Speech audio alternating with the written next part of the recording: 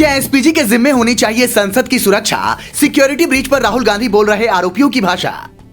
क्या चीन पाकिस्तान से ही इन आरोपियों का कोई कनेक्शन? 3 दिन बाद हुआ तीसरी बड़ी प्लानिंग का खुलासा। अगर ये प्लान कामयाब हो जाता तो सांसदों का बाहर निकलना हो जाता मुश्किल। क्या सरकार छिपा रही नाकामी? संसद भवन की सुरक्षा में सेंध लगे 3 दिन बीत चुके हैं। मामले से जुड़े सारे आरोपी पुलिस की गिरफ्त में आ चुके हैं, लेकिन सबसे बड़ा सवाल ये है कि क्या संसद की सुरक्षा का जिम्मा एसपीजी को मिलना चाहिए? वही एसपीजी जो प्रधानमंत्री की सुरक्षा में मुस्तैद रहती है। फिलहाल संसद की सुरक्षा का जिम्मा 3 बड़े ग्रुप के पास है, जिसमें पहला है पीएसएस यानी पार्लियामेंट सिक्योरिटी सर्विस, दूसरा है पीडीजी यानी पार्लियामेंट ड्यूटी ग्रुप और तीसरा है दिल्ली पुलिस के जवान। पार्लियामेंट्री सिक्योरिटी सर्विस के लिए अलग से भर्ती निकाली जाती है। हैदराबाद में 6 महीने की ट्रेनिंग दी जाती है।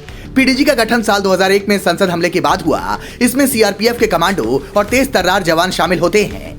दिल्ली पुलिस भी अपने शानदार ऑफिसर्स को इस जगह की सुरक्षा के लिए भेजती है। लेकिन बावजूद इसके ये घटना हुई तो सवाल उठ रहे हैं कि क्या एसपीजी को इसकी सुरक्षा अपने हाथों में ले लेनी चाहिए? और जैसे प्रधानमंत्री से मिलने से पहले सबकी सघन तलाशी होती है, प्रधानमंत्री कहीं रैलियों में जाते हैं तो उनके रूट की पूरी जांच पड़ताल होती है, ठीक वैसे ही संसद के आसपास और पूरे इलाके की एसपीजी निगरानी करे।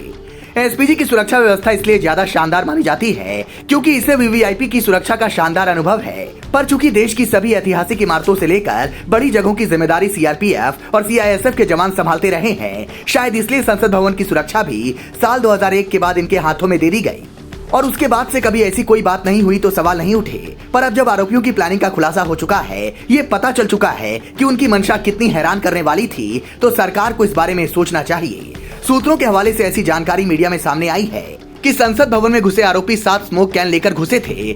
अगर उन सबका धुआं वहां फैल जाता तो अंदर से सांसदों का बाहर निकलना मुश्किल हो जाता। उसके बाद उनकी प्लानिंग तगड़ा नुकसान पहुंचाने की थी, पर आखिरी वक्त में प्लान बदला गया। अगर वो संसद भवन के बाहर या भीतर कहीं भी खुद को नुकसान पहुंचाते तो उसके आसपास के लोगों पर भी इसका असर पड़ता। कई दिग्गज ये कह रहे हैं कि शुक्र कीजिए कि ये आतंकी नहीं थे, वरना नुकसान काफी बड़ा हो सकता था।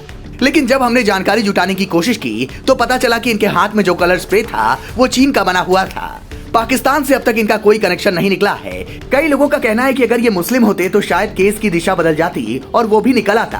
पर यहाँ बात सियासत की नहीं बल्कि देश की संसद की सुरक्षा की है। नैतिक तौर पर देखें तो इन आरोपियों का केस किसी वकील को नहीं लड़ना चाहिए, लेकिन पुणे के वकील असीम सरोदे ने महाराष्ट्र से आने वाले आरोपी अमोल शिंदे को कानूनी मदद देने की पेशकश की है।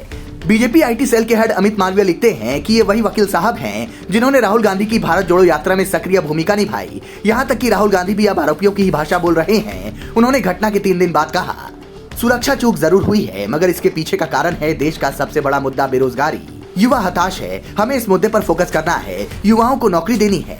राहुल की ये बात सियासत के नजरिए से ठीक है। हो सकता है कुछ लोग ये भी कहने लगे कि आरोपियों ने भगत सिंह के नक्शे कदम पर चलकर सरकार का ध्यान खींचने की कोशिश की है, क्योंकि अगर वो चाहते तो और भी कुछ कर सकते थे। पर सवाल है कि भगत सिंह ने तो ये तब किया था जब देश गुलाम था। आज देश आजाद है, फिर किसी को भगत सिंह बनने की जरूरत क्या है? क्या किसी व्यक्ति ने जानबूझकर इन युवाओं को ऐसा करने के लिए उकसाया है? इसकी जांच होनी चाहिए, क्योंकि इसे जितनी सफाई से अंजाम दिया गया है वो कई तरह के सवाल खड़े करता है। इस पूरे मामले के कई तथ्य सामने आने के बाद आपका इस मामले पर क्या कहना है, कमेंट कर बताएं। अगर आप भी चुप रहे तो फिर आगे मुश्किल बढ़ सकती है। देश की सुरक्षा पर कभी भी किसी जिम्मेदार नागरिक को चुप नहीं रहना चाहिए। क्या आपको ऐसा लगता है कि संसद की सुरक्षा एसपीजी के हवाले कर देनी चाहिए? तो कमेंट कर बताएं। Bureau report, global Bharat TV.